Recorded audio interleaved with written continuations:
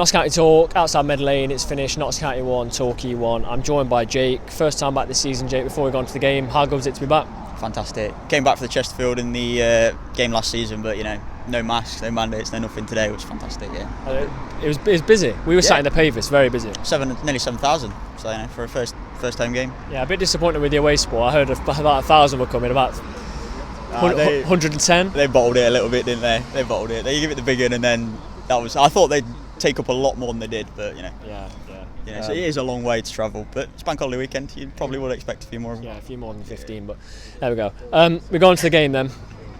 I actually think Torquay, credit to them, that they started very well, and we didn't know how Notts would deal with a high press, because last year we were terrible.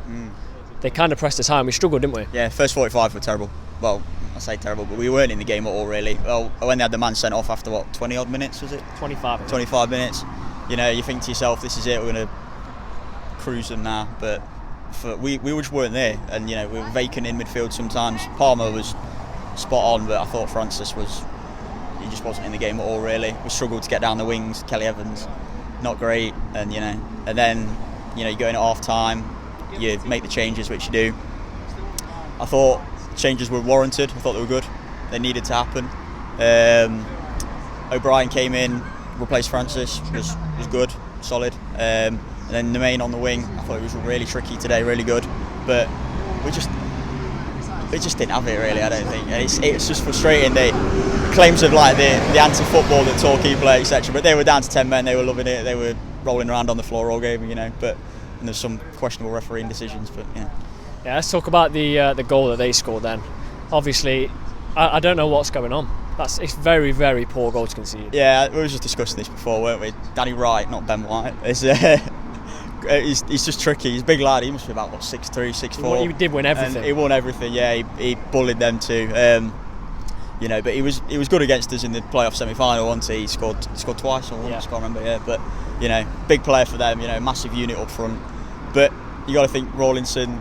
And I know we was discussing this again beforehand. One of them's got to call for it.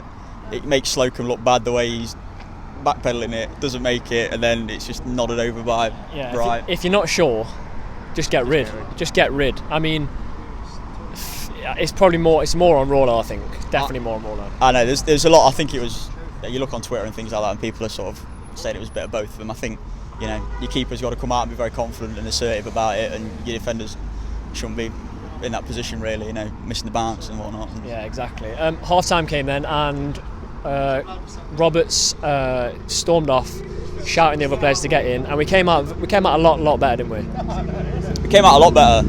I think I just mentioned previously, the two substitutes were well done. I didn't know Nemane was coming on. I thought you just saw O'Brien warming up at half time, so it was a bit of a surprise actually, and I didn't really notice that Kelly Evans had gone off, but I think he needed to. He was struggling down that right hand side. And the main was, I thought it was probably my man. Let's say man of the match.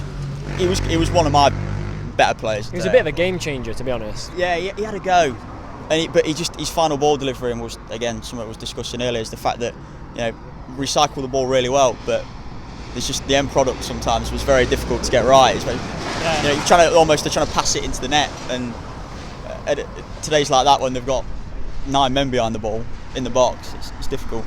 It is. We obviously get a goal. Chickson was getting hounded where we were sat. I thought he was all right, and then he puts that delivery in. Yeah. Great Wharton header, spot on, clinical, exactly what you'd expect him to do. Just a bit of a shame we don't put more like that in for him today. Well, and then we bring Cairo Mitchell on, and the balls continue to be played on the floor. We've just scored. We've seen their keeper cramping up. I don't know if he was. Put the balls into the box. Yeah. We go to Wrexham. We're travelling down together. Across together to Wrexham on Monday. Confident? I think it's a good test, a better test than today, to see where we are, because we're not against we're not going to be against a solid block of 9 players behind the ball, but. Wrexham will want to play football. They've just signed that Tozier from Cheltenham, haven't they? 200k, aren't they? They're meant to, big side, spend a lot of money. Yeah, I think it'd be a good test for us to see where we are in comparison to other title contenders in this league. Exactly. Let's hope we're chatting on Monday after a win or a draw. I'd say a draw is still good. Take either. A draw would be good because we've got some. Not get much better than that up there, right? Yeah, we've got some favourable fixtures coming up. Jake, Pleasure. Thank you, mate. As always. Cheers. Nice one.